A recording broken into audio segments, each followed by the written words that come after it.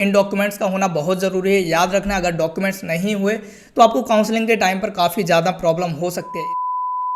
Hello everyone, this side Alok Sahu. I am a BTech final year student from NDRI Karnal and आज हम बात करने वाले हैं काफ़ी इंपॉर्टेंट टॉपिक पर। जैसे कि बार बार स्टूडेंट्स पूछ रहे थे कि भैया आईसीआर की काउंसलिंग में हमें कौन कौन से डॉक्यूमेंट्स रिक्वायर होंगे, उनके बारे में एक बार डिस्कस कर लीजिएगा। तो हम उसी के बारे में डिस्कस कर रहे होंगे कि आपको आईसीआर के लिए कौन कौन से डॉक्यूमेंट्स ऑनलाइन काउंसलिंग के टाइम पर ध्यान रखना चाहिए एंड कौन कौन से डॉक्यूमेंट्स फिजिकल रिपोर्टिंग के टाइम पर आपके पास होने चाहिए। तो ये जो भी डॉक्यूमेंट्स होंगे हम सारे एक एक करके डिस्कस कर रहे होंगे आपके साथ। अगर आप आईसीआर की काउंसलिंग में पार्टिसिपेट कर रहे हैं तो इन डॉक्यूमेंट्स का होना बहुत ज़रूरी है। याद रखना, अगर डॉक्यूमेंट्स नहीं हुए तो आपको काउंसलिंग के टाइम पर काफ़ी ज़्यादा प्रॉब्लम हो सकती है। इसलिए कोशिश कीजिएगा कि कोई प्रॉब्लम ही क्रिएट ना हो अगर पहले से आप डॉक्यूमेंट्स बना के रख लें। तो अगर आप काउंसलिंग में पार्टिसिपेट करने वाले हैं और आपको लगता है कि आईसीआर के बारे में आपको बहुत ज़्यादा नहीं पता, तो हमारे ऐप पर हमारी काउंसलिंग हो चुकी है। अगर आपको लगता है कि आपको हमारी काउंसलिंग में पार्टिसिपेट करना चाहिए, जिसके थ्रू हम आपकी सारी काउंसलिंग करवा रहे होंगे, तब तक हम आपके साथ रहेंगे जब तक आपका एडमिशन नहीं हो जाता है। तो काफ़ी सारी चीज़ें हैं हमारे काउंसलिंग प्रोग्राम में। अगर आपको लगता है कि उसके बारे में आपको ज़्यादा जानना है तो आप डिस्क्रिप्शन में ऐप की लिंक दी गई होगी, आप ऐप को डाउनलोड कर सकते हैं एंड ऐप पर आपको सारी जानकारी मिल जाएगी हमारी काउंसलिंग प्रोग्राम की। आई होप कि कहीं ना कहीं वो आपकी काफ़ी ज़्यादा हेल्प कर रहा होगा। दूसरी बात आती है कि अगर आपने हमारा टेलीग्राम ग्रुप ज्वाइन नहीं किया है तो उसको जरूर ज्वाइन कर लीजिएगा, ताकि जो भी अपडेट्स होंगी काउंसलिंग से रिलेटेड, चाहे वो आईसीआर हो चाहे सीयूईटी हो, किसी भी तरह की अपडेट्स होंगी आपको वहाँ सारी अपडेट्स मिलती रहेंगी। तो अब बात करते हैं सबसे पहले डॉक्यूमेंट्स की। वो होता है आपका 10th की मार्कशीट। 10th की मार्कशीट जो है वो आपको ऑनलाइन और ऑफलाइन दोनों टाइम काउंसलिंग में आपको लगेगी। ऑफलाइन काउंसलिंग कुछ नहीं है, ऑफलाइन तब हो रही होगी जब आपको कॉलेज में बुलाया जाएगा।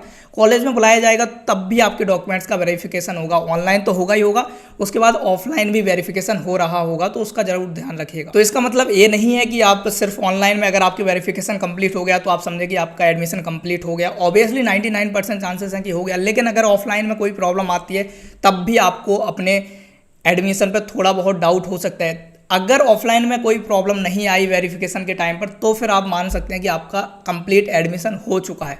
तो सबसे पहले आपकी 10th की मार्कशीट हो गई, जो कि दोनों टाइम लगेगी, ऑनलाइन हो या ऑफलाइन। फिर बात आती है कि आपकी 12th की मार्कशीट और जो सर्टिफिकेट आपको मार्कशीट के साथ दिए जाते हैं वो भी मांगे जाएंगे। टीसी मांगी जाएगी आपकी, तो वो भी दोनों टाइम लग रही होगी। एंड टीसी वही जो आपका स्कूल लिविंग सर्टिफिकेट आपको स्कूल की तरफ से मिलेगा, वो भी ऑनलाइन और ऑफलाइन दोनों टाइम आपसे लिया जाएगा। एडमिट कार्ड जो आपको इशू हुआ था एग्जाम के टाइम पर, वो आपसे ऑनलाइन काउंसलिंग में मांगा जाएगा और ऑफलाइन काउंसलिंग में भी मांगा जाएगा। तो एडमिट कार्ड जरूर संभाल के रखिएगा जो कि आपने एग्जाम के टाइम पर यूज़ किया होगा। अगर आपके पास नहीं है तो आप अभी भी एनटीए की साइट पर जाकर अपना एडमिट कार्ड डाउनलोड कर सकते हैं, तो उसका जरूर ध्यान रखिएगा। उसके बाद आपको एक कन्फर्मेशन पेज मिलता है जो कि आपको ऑनलाइन काउंसलिंग के टाइम पर नहीं मांगा जाएगा, ऑफलाइन काउंसलिंग के टाइम पर मांगा जाएगा।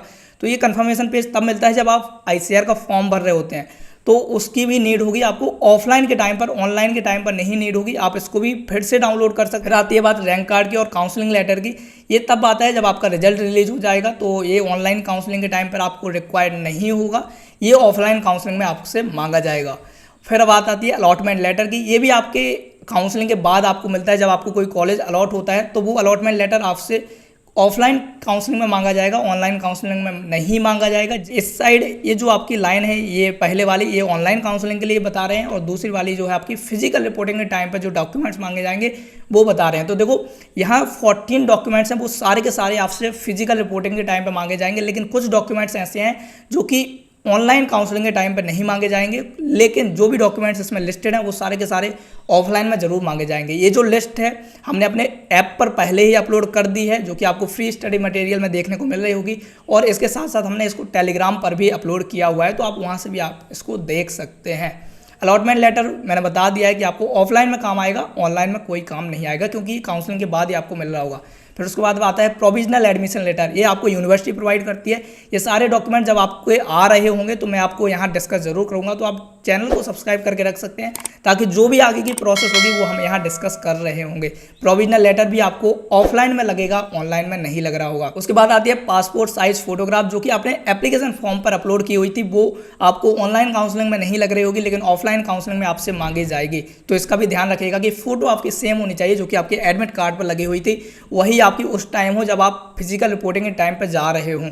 उसके बाद आधार कार्ड तो आपका दोनों टाइम लग रहा होगा। डोमिसाइल सर्टिफिकेट ये जरूर इंपॉर्टेंट होता है, डोमिसाइल सर्टिफिकेट आपका बना हुआ होना चाहिए, दोनों टाइम आपको लग रहा होगा, ऑफलाइन ऑनलाइन। तो अगर जिसके पास नहीं है वो बनवा सकता है, जिसके पास है तो उसको संभाल के रखो, क्योंकि ये काउंसलिंग पर आप से मांगा जाएगा एंड आपको ज़्यादा टाइम काउंसलिंग में होता नहीं है, इसलिए आपके जो सर्टिफिकेट्स हैं वो पहले से ही रेडी रखो। सभी के सभी स्टूडेंट्स इसका जरूर ध्यान रखना। उसके बाद आता है आपका कैरेक्टर सर्टिफिकेट। कैरेक्टर सर्टिफिकेट आपके स्कूल से आपको मिलता है, जो कि दोनों टाइम मांगा जाएगा, ऑफलाइन एंड ऑनलाइन काउंसलिंग में।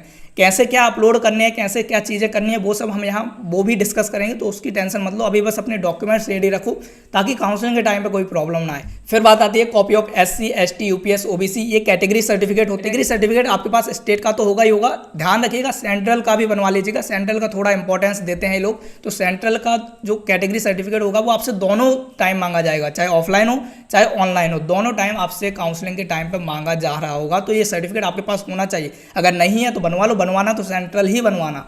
फिर बात आता है मेडिकल सर्टिफिकेट। ये काफ़ी सारे स्टूडेंट्स को डाउट आता है कि मेडिकल सर्टिफिकेट की नीड किन किन को होती है। मेडिकल सर्टिफिकेट की उन्हीं स्टूडेंट्स को नीड होती है जिन्होंने PWD कोटा को चूज़ किया है। सभी स्टूडेंट्स को इसकी नीड नहीं है, सभी से नहीं मांगा जाएगा कि आप मेडिकल सर्टिफिकेट लाओ।